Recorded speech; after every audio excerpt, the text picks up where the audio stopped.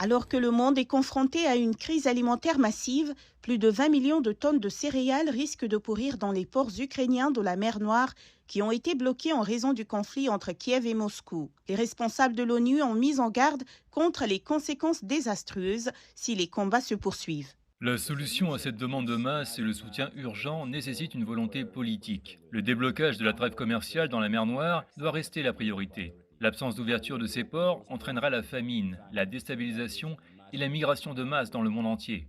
La Turquie a déployé d'intenses efforts diplomatiques pour faire partie de la solution et de nombreux analystes soulignent que le pays est en position de force pour agir.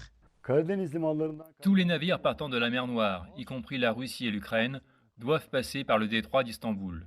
Donc Istanbul et la Turquie sont dans une position très importante en raison de leur situation géographique.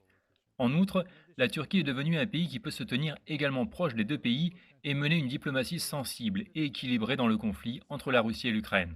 Des responsables turcs ont annoncé qu'ils travaillaient avec la Russie, l'Ukraine et l'ONU sur l'établissement d'un mécanisme d'observation à Istanbul qui serait contrôlé par l'ONU et surveillé par la Russie et l'Ukraine, un centre de commandement pour coordonner les expéditions de l'Ukraine à travers la mer Noire via le détroit du Bosphore. Ankara affirme que cela faciliterait et protégerait le passage des navires. Bien que selon les responsables turcs, Kiev et Moscou abordent le projet de manière positive, il existe plusieurs défis concernant ce soi-disant corridor céréalier.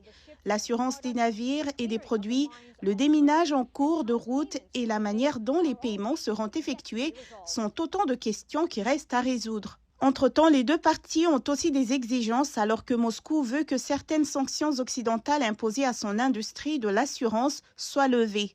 L'Ukraine demande des garanties de sécurité dans les ports d'Odessa.